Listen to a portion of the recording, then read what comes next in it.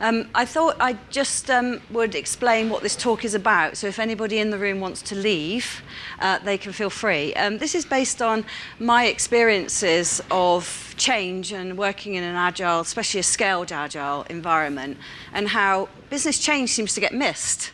But it's specifically looking at when you're delivering solutions and products in-house. I don't know if this actually works if you're working for a software organization where you're delivering products to the general public. It's more about when you're delivering solutions and software in a large organization where the organization is part of helping the organization transform. So that's where it's pitched. So if that's not what you hear or you don't think it's going to be relevant to you, then I'm really happy if you want to leave. I do think there will be something for you to get from this anyway, but that's where it's pitched at. So if anyone gets up, I won't be offended. So I work for CMC Partnership Consultancy. It's a small consultancy firm, and you won't be surprised to know that actually what we specialize in is business analysis and business change. I think business analysis really cuts over into product management. I think there's some major overlaps. I think business analysts have product management skills. I think product managers have business analysis skills. I call myself a business analyst because I help businesses transform. I analyze the business in order to do that, so it sort of fits well. This is the talk. I'm looking at the fact that change often gets missed, and people it seems to creep up on them, and it seems to be a surprise to them at the end when these wonderful, shiny solutions get delivered, and then the realization is nobody's actually using them. And I think there's a lot of people that have experienced that. And it shouldn't be a surprise, really, should it? But I think there's a lot of agile methods and things just doesn't talk about this. I mean, agile methods don't talk about a lot of things. They don't really talk specifically about testing or implementing or even how you get a backlog either. So I suppose it's no surprise it doesn't specifically talk about change. But I think the problem gets exacerbated when we're scaling. Because generally when we're scaling, we're probably part of a larger transformation. And that's when change becomes really, really important, business change. Just a little bit about me. I do work as a subject matter expert for the British Computer Society, helping them with things like syllabus and multiple choice questions and reviewing course material on both Agile. I also architected one of their diploma training courses on Agile and business analysis. I've also co-authored the book Agile and Business Analysis and written and co-authored on solutions development. So I'm not just a fluffy sort of changey person. I actually was a developer as well, and I am an Agile coach. So I'm actually currently being coached to be a CTC certified team coach with the Agile Alliance as well. I think this puts me in a perfect place where I work on projects and I work with my clients where I can actually lead from the middle. So not top down, not bottom up, but leading from the middle, where I really are in a position to help with working directly with Agile development teams. At the moment, there's 5 Agile development teams I'm working with over a large program. And I mainly work in the public sector. So a lot of my clients are public sector clients and quite large public sector clients as well. What I'm going to talk about, I was going to explore the problem. I also think it's a good idea to talk about why there is a problem. I know the keynote on day 1 said we shouldn't start there, but I think it's quite a good place to start when you're doing a presentation. And you'll notice I've put why change facilitation. I haven't put change management. I didn't put change business change because actually I don't think there's such a thing as managing change or somebody who can take responsibility as a change manager. I think really if you give somebody the role of change manager, you sort of you've lost it already. Change is about facilitating change and enabling change and not having a transformation change project, which often means that most projects are already failing in that area. So I'm going to talk about why change facilitation. I'm going to talk about a method called ProSci. Anyone come across ProSci as a change method? A few people have. It's actually not very agile, funnily enough, but I will talk about how we've utilized it. And then I'll talk a little bit about how I think you can build business change and how I've built business change when I'm looking and working in a scaled agile approach. So I hope that's useful to you. So here's a picture of I'm going to look at program management because I want to go back a little bit in history. I don't think people do program management now. They seem to have thrown the baby out with the bathwater, and I think there are some good things and I think there are some bad things with program management. One of the good things about program management is it helps articulate what the vision is. I think this one might come from MSP, Managing Successful Programs. But what program management actually says is this. Program management is the coordinated management of projects and change. And change management activities to achieve beneficial change. I sort of quite still like that statement because it's understanding that it's not about, it's saying every project is a change project. You know, there's no such thing as an IT project. And I think sometimes when we're on the Agile journey, it's very easy to lose sight that actually what you're delivering is change, but focus on delivering products, delivering technology. And I know that even Agile Methods doesn't explicitly say it's just about technology, but a lot of the language in there sort of leads you down that path, doesn't it? So I quite like coming back to this a little bit from the Association of Project Management, and I quite like this thought of, you know, it's about change, it's about delivering change and the benefits of change. However, project management, or program management, should I say, not project management, it's sort of been given a bad press now, and I think it doesn't work in all situations. So I've looked at some of the benefits of a program management approach and some of the compromises. I'm being polite. Some of the benefits, I think, is people have to be pretty experienced to be program managers. They have to have gone through the mill. They have to have worked on multiple projects. There's quite a high barrier for entry, which means they've probably got a few war wounds.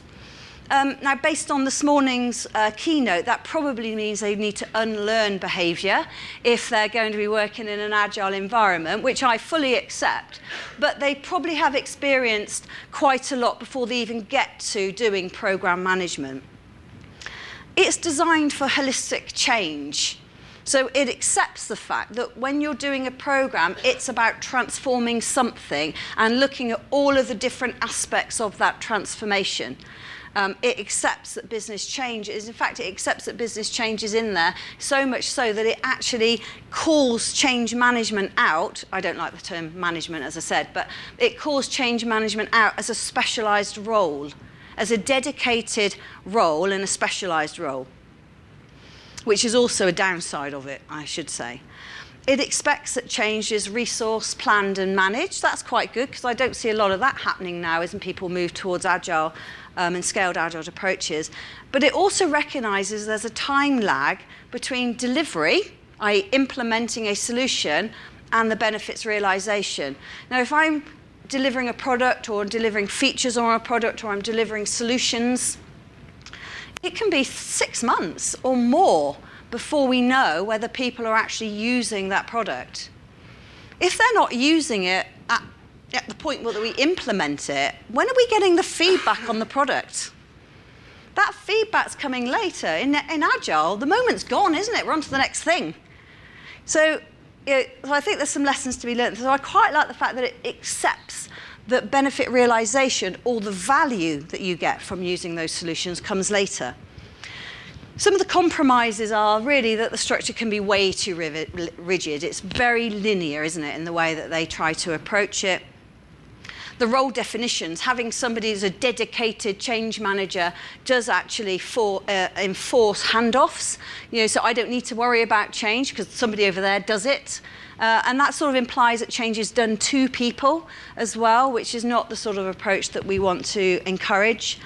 It does assume as well that change can happen because you sort of pick the winner from the start. You know what the answer is, because it really talks about top-down change. We're going to start making everyone aware of what the change is right from the outset.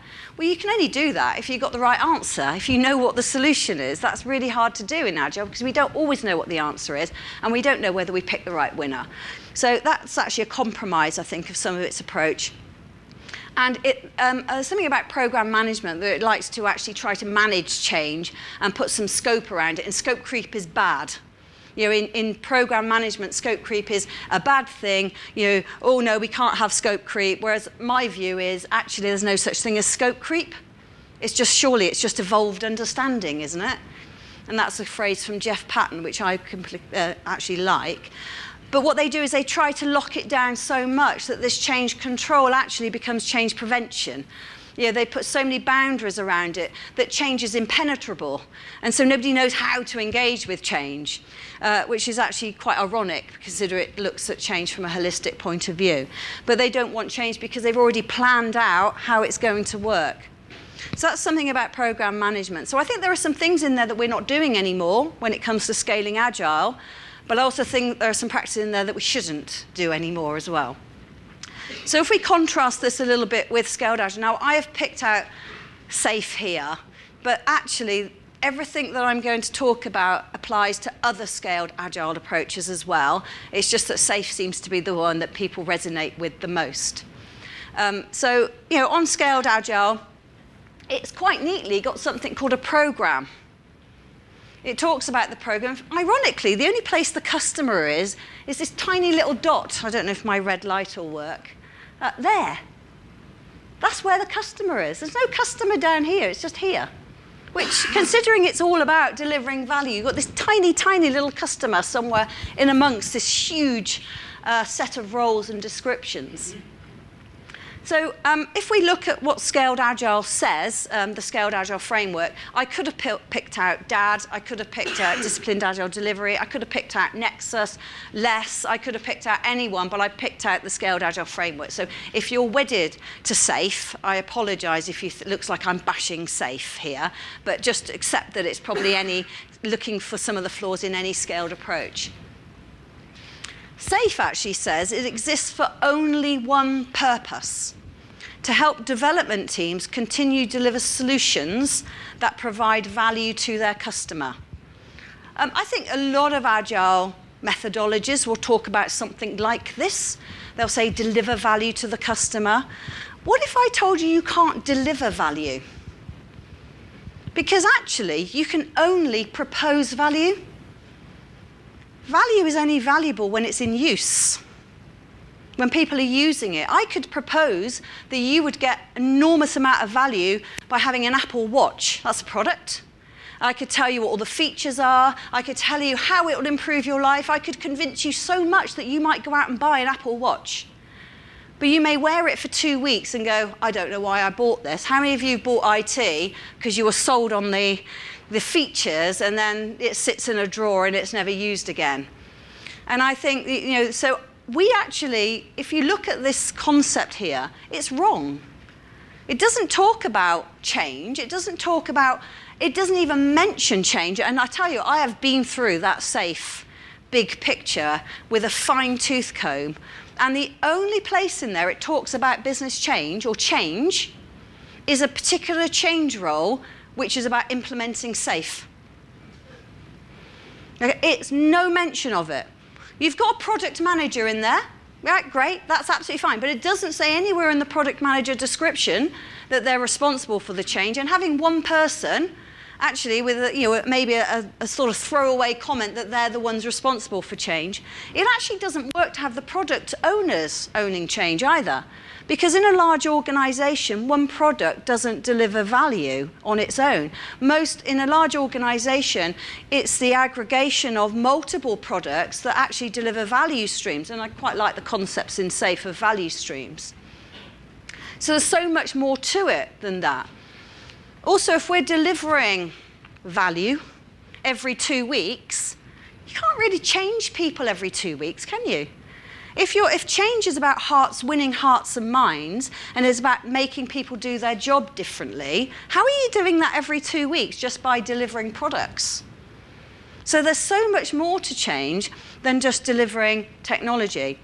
I also need to caveat here as well that it does say there, solutions, deliver solutions, just because there's any SAFe extremists in the room. It doesn't say explicitly that it's about delivering technology. There's nowhere in SAFe that it says delivering technology. However, when you read a lot of the language, it does allude to that. It makes it easy to forget that it's not about technology because some of the language. So I'd like to change this. I don't think this phrasing is right. I think it actually should say this. It needs, SAFE exists for only one purpose, to help development teams continuously propose solutions that may provide value to the customer. Because nowhere in SAFE does it actually say anything about how you know whether something is valuable in use. Because nobody's doing that. It doesn't talk about it. And not just SAFE, LESS, DAD, all of the other scaled methods as well. They don't talk about change. I think some of the problems that are occurring here is that, a lot of the things that program management talks about, it doesn't incorporate in here, which is fine because you don't want some of the bad behaviors from program management. But actually, you do want some of the concepts in there of change. And I think people are saying, well, here's a framework that talks about portfolio and program, therefore we don't need program management anymore. But actually, some of the good things in program management are not incorporated into Scaled Agile. So we're ending up with a gap. We're ending up with a gap it's about delivering products, not about delivering change. And I see this gap becoming wider, and I think some of the applications and adoptions of scaled approaches is exacerbating this gap. And I think this is why people are becoming more and more surprised when their products aren't being actually utilized in the way that they thought. So let's have a look at some of the benefits and compromises with Scaled Agile approaches. They're designed to scale up development of products, and and it could be a service, it could be a solution. It does lend itself to IT, as I said, though. It maintains Agile's values and principles, and I really like that about the Scaled Agile. I love the concept of value streams. As a business analyst, I work around value streams. I work a lot in things like business architecture, so I like the concept of value streams.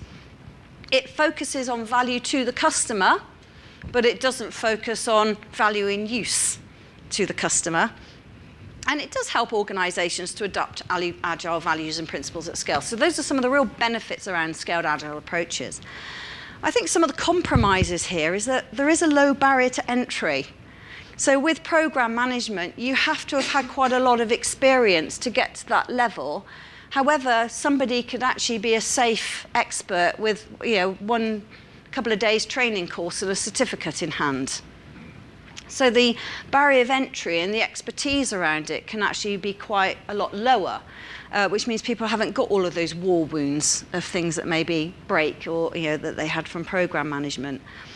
It's got a massive, massive focus on adopting agile practices rather than the transformational changes that those things are going to deliver, if you like. So there's no talk about transformational change in these Scaled Agile approaches. It's about scaling the agile practices to deliver more of the solution, but not about the impact those solutions might have on things like the people that will be using them, the processes that would be affected. Every time you deliver a product or a feature, it's probably changing the way people work. It will eventually change the processes that they use. Those processes might break other processes downstream and could have unintended consequences. So change is quite important. It's more than just delivering stuff. It's understanding the impact of the stuff that's being delivered. And again, it doesn't discuss that. I think practitioners tend to assume solution means software. I don't think that's true in all cases, but I do think it does it takes you down that path. I was looking through SAFE to understand, the relationships between features and stories. It's something I actually absolutely disagree with, but that's another presentation for another day. But the examples in there that it used were technical. It was talking about hardware. I mean, I would never have a hardware feature. So even the examples, go and have a look. Go and have a look at the examples of what they used for a feature, and it gives you hardware examples. So that's not business value, is it? So it just lends you into this technology approach. And there's a massive assumption that if you deliver early and often, change will come and that value will be delivered. But once you've ticked that feature off, once you've ticked that story off, and you've done your show and tell, which is usually only to a subset of your user group anyway, it assumes the job's done. But actually, the change in the requirements might come 6 months after. And there's this concept of aggregated change as well. As you build up features and stories, you get an aggregation of change, which actually might not make sense at a feature level, but it does make sense at an incremental level. So we need to look at it from those approaches. So those are some of my arguments. Another problem I see is this, and I don't know whether you see this. This is definitely something I've seen time and time again in my 25 years working in public sector mainly, is that seniors tend to come up with good ideas. They tend to come up with good ideas for change. And it's always we want to do something different. We're going to have a new set of high-level requirements. We're going to do X, Y, and Z. And because of the way money gets allocated, it tends to get divided into two different strands.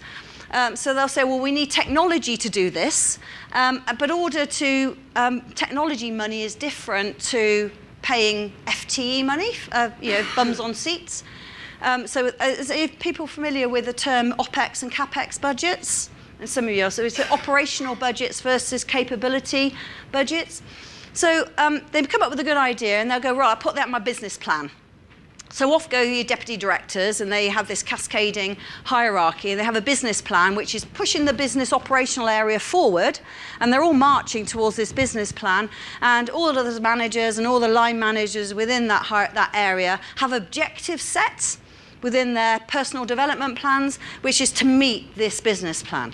And that's absolutely fine. On the flip side of that, the technical capability that's needed to support that transformation now has to have a business case written, which is the stuff here on the left. And that comes out of a different budget.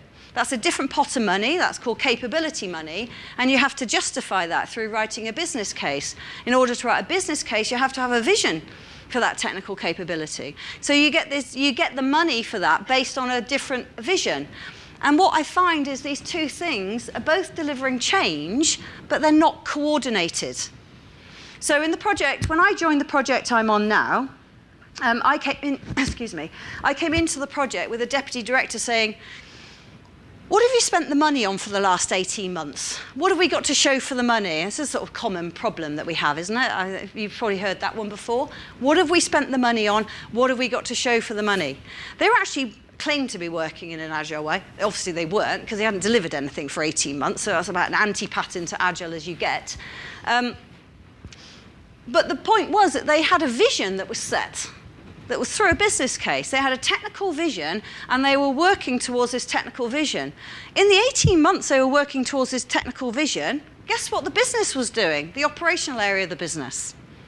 Well, they were working to their business plan. By the time they actually did deliver something of value, well, I say of value, it actually turned out not to be valuable, because by then the operational area had two new teams. They had different ways of working. They had new working processes, and the technology that they delivered to a vision that was 2 years or 18 months previously was now not needed. They become completely disconnected from one another. Is this a problem that you see in your business areas, the disconnect between how the organisation, the operations area changes, but the technology sort of doesn't work in sync with it? They're not always working at the same pace. So they're both delivering change, but the change was sort of disconnected from one another. And I think what we need to move towards is sort of holistic change. We need to make sure that the vision or the roadmap around the work that from the problem from the start is marching everyone down the same path, and everyone's moving not necessarily at the same pace, but certainly keeping in sync with one another, and understanding that change is about information. Change is about changing technology. Change is about changing the business processes. Change is about changing the people, organizational structures, the policies. It's about the roles and responsibilities that people do within the organization. And unless you look at that holistically, you're probably only looking at one aspect of change. Now, admittedly, you can have IT-enabled change, but IT-enabled change is still changing people. It's still changing their processes. It's very rare you can have a change that only affects one of those areas.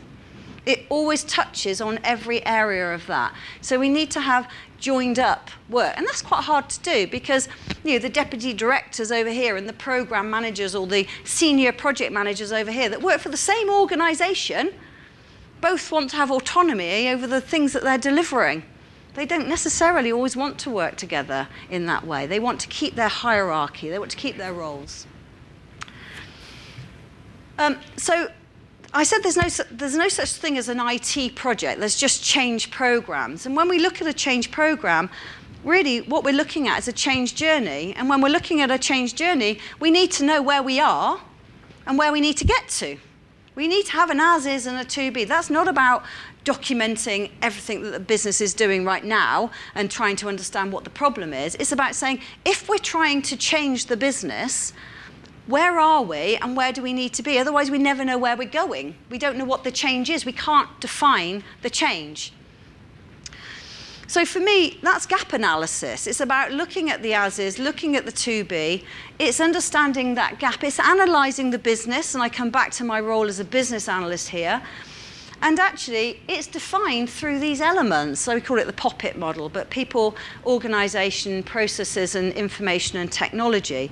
So that is the gap, isn't it? Understanding that. I don't see any responsibilities anywhere for anyone in any scaled agile framework that even mentions this. There's no mention of it. This is change design, and information and technology is part of change design. So I think that summarises my problem, the gap.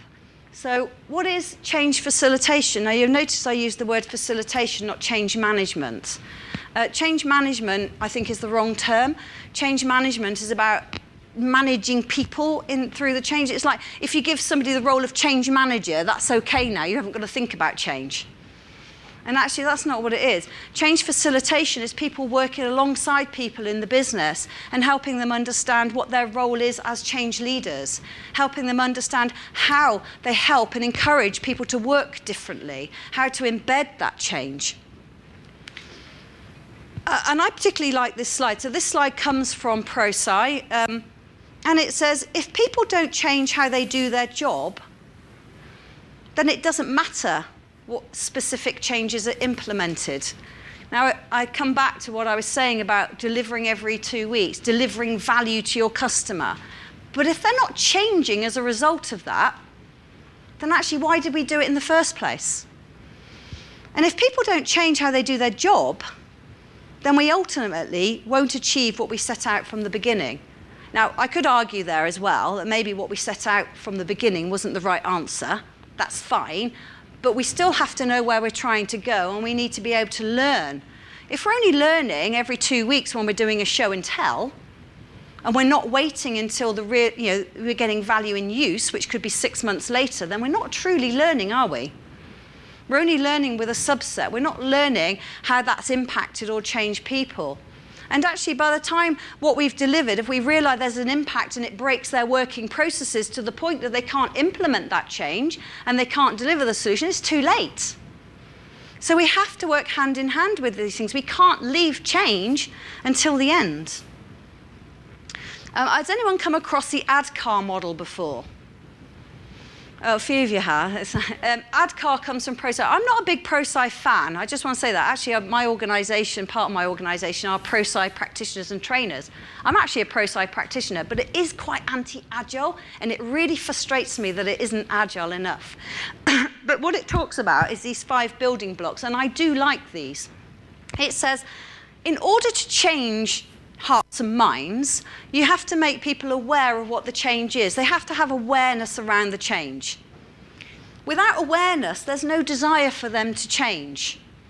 And desire is quite important because people, whenever you're faced with change which is imposed on you, our crocodile brain comes into action and we go into fight or flight.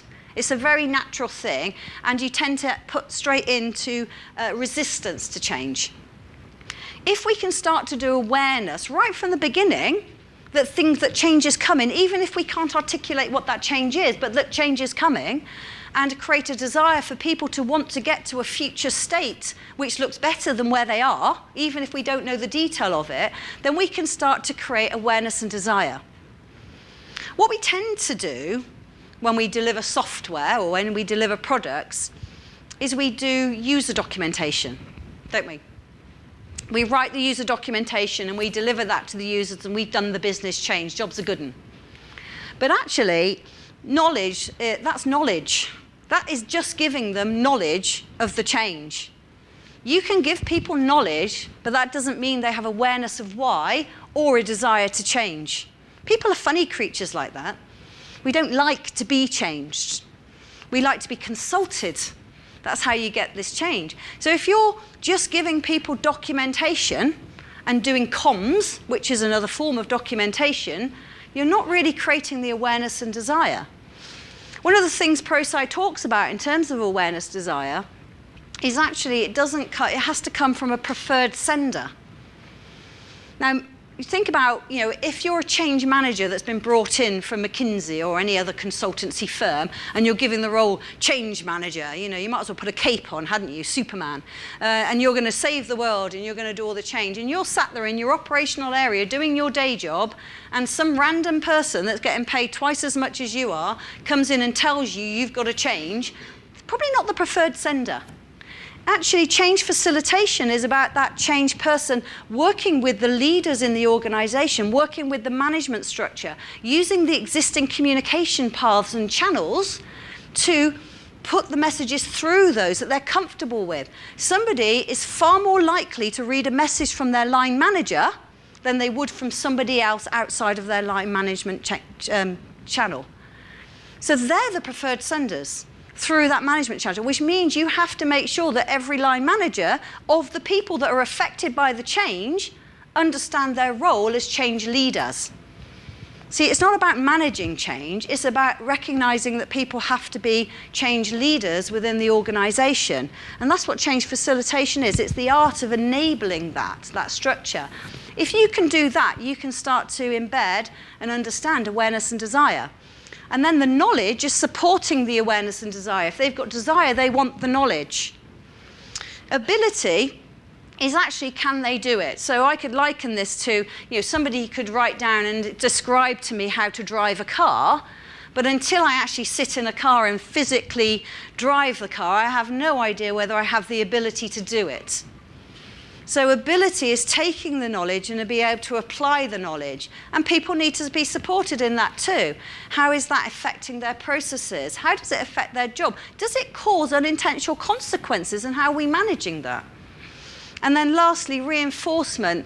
I always think reinforcement is about making the change stick, really. It's about stopping them going, I've had enough of this, I'm going to go back to my old ways of working. It's about keep reinforcing that the change is getting them to a better place, that they need to be there. Because people will just go back. And it's not as easy as just to send, the high at the top of the chain going, everyone will change from tomorrow. Because if you've ever been on the receiving end of a change like that, you get mutiny, don't you, really? People feel imposed on. So I think what happens when we look at Agile and we look at how we manage change in Agile, I think really we're just focusing on the knowledge and ability areas. If we accept that all 5 building blocks need to be there, then I think there is a gap that we're not actually addressing. This is another slide as well. I quite like this because it says nothing happens differently until we reach ability. So you can do awareness and desire. That's all bad news. It's like doom and gloom, isn't it? You might as well give up now. But we can do awareness and desire. You can give everyone the knowledge. But unless they put it into practice, nothing changes until they get to ability. So that's where we want to strive to.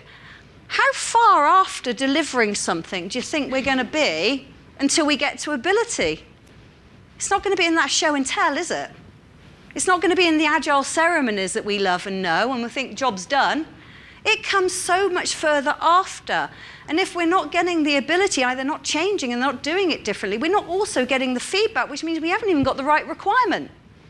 We haven't understood the need because we don't know whether it's right. So this whole phrase of we can deliver value to the customer doesn't happen unless we do this. And this is missing. One of the things I don't like about this slide, and I don't want to bash ProSci either, is this concept here. if you've got somebody dedicated as change manager and you have a project manager and you have a sponsor, then the world's a wonderful place and everything will work. I'm not advocating that one little bit. I think we can put a lot of the agile content into there. The other thing they don't talk about, which really frustrates me in this change approach, is they assume that you understood what the change was from the outset, but nobody's done any change design. If you don't design the change and you haven't understood or analysed the business, how do you know what it is you're changing? So it's sort of like there's a few things that are missing from here. But I do like this concept. And I do think it highlights where we need to be. So I think there are 3 levels of change that we need to think about. It's very easy for us to break big chunks of work down into really small bits of work, and that those small bits of work might actually deliver some value when it's in use, obviously, because you can't, otherwise you're just proposing value.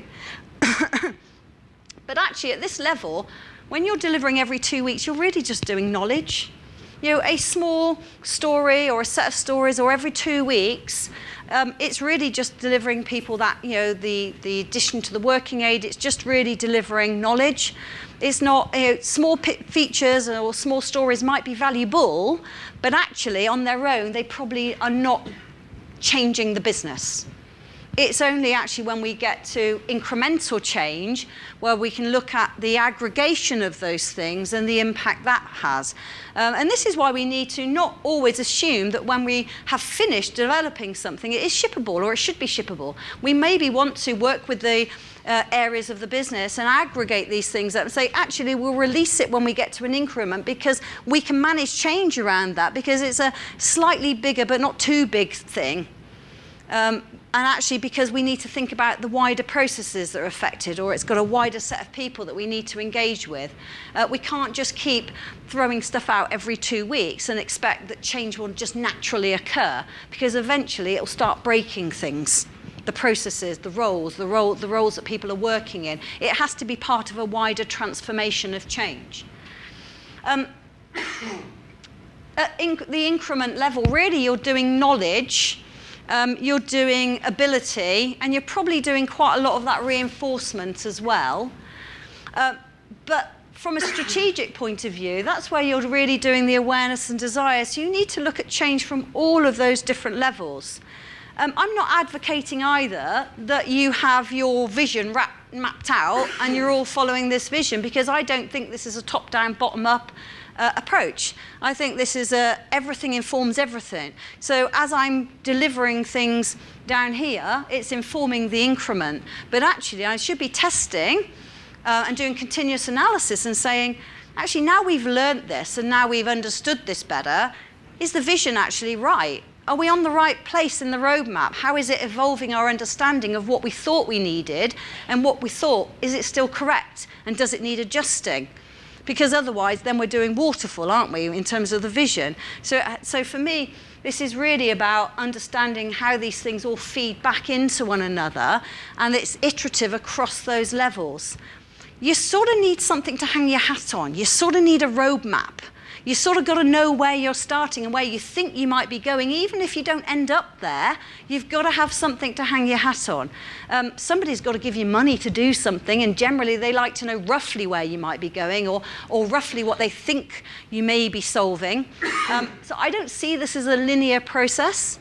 I see this as an iterative process across all of those levels, and I don't think you're doing it right if you only concentrate on one of those levels. They all have to interact with one another for transformation to be successful across an organisation. I think this is an interesting, and this has come from my organisation and my company, and it's part of me developing the strategy for business analysis and change. But actually, there has to be something about setting direction. Somebody has to help the organisation set the direction, whether that's a product manager or a business analyst or a consultant, doesn't matter who it is, but somebody has to help them set direction. And I think that's all about, you know, business analysis advisory. That's certainly the sort of role that I play within the organisations. It's also about business change advisory. You know, how are we going to manage that change approach before we even start, or putting things in place to understand that? It's about understanding what the vision and the culture is and who needs to sponsor that. And are they aware of the impact of making this change is going to be on the organisation? And are they prepared to understand their role as change leaders in doing that and facilitating that change? And that's all about change leadership. But also down the bottom here, we have, engaging the people and delivering the solution is all really about change adoption. How do you adopt the change around this model of people, organisation, process, information and technology? So if you're looking at your own roadmaps and you're looking at your delivery on Scaled Agile and there's nothing in there about whether it impacts on the processes within the organisation for which you're delivering the solution, or it doesn't talk about the impact on the people, or it doesn't talk about the impact on the roles or the organisational structures or the policies, then actually you're probably not delivering transformation. You're probably not looking at it holistically. And that's really, and this, and the other thing is making sure you have people that can do change design.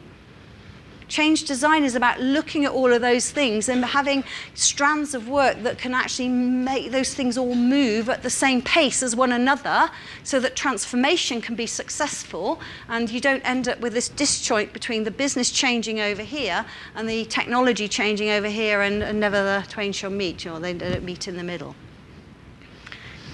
One of the things I've done, I keep putting my hand on the mic. One of the things I've done, and this is a very noddy diagram, I appreciate, but I have built this up much nicer in the organisations I work, but I couldn't share it. We use PI planning. We do use SAFE. We often actually more doing Dan North swarming, scaling without an approved methodology. So we sort of use bits from everything, but we do use PI planning. So what I try to do is, from the development team's point of view, I try to map out roughly what they're aiming to try to achieve. I appreciate it moves. These things move across the sprints because we can only really for certain say what we're going to be working on now, which is sprint 1. But we can say that we hope to be working on these other things in sprint 2 and sprint 3, and looking at how that builds into increments. So I try to get them to plan that at the start of the PI. Then what I do is I actually look down and go, well, if we're delivering that, how is that impacting processes? How is that impacting the jobs and the roles that people have? What policies need to be in place? How does it impact on policy? And I actually create a bigger plan, much wider than just the tech delivery. And I get everyone from the business area engaged in that, understand their roles in that. So it's not just about IT being delivered, but it's actually about change being delivered, of which IT enables. And that's really, really important to think about that. And then I look at the existing communication channels that they have. They always have regular meetings, don't they, within the business? They have regular cascades, they have regular that, they have a newsletter, they have this. List all of those things out and utilize them. Don't create new channels. That's the worst thing you can do, is say, we're going to do change and we're going to create all of these extra things on top of what you're already doing. Build in with what they already do. Make it part of the day job. Don't make it a big thing. If you make change a big thing, you've almost failed from the start because you've put people into fight or flight. You need to make it subliminal. You need to build it in, but recognize that people have a role and responsibility for understanding the impact of what you're doing and how it sits alongside the information and technology. So this is my last slide. I just want to say, mind the gap. There is a gap, and I think you need to be aware of it and think about what you're doing to actually combat that. Consider how you will manage change in your projects if you're scaling. Actually, this applies to just Scrum as well. And remember, it's change projects, not IT projects. That's all I have, and you get to go to lunch on time.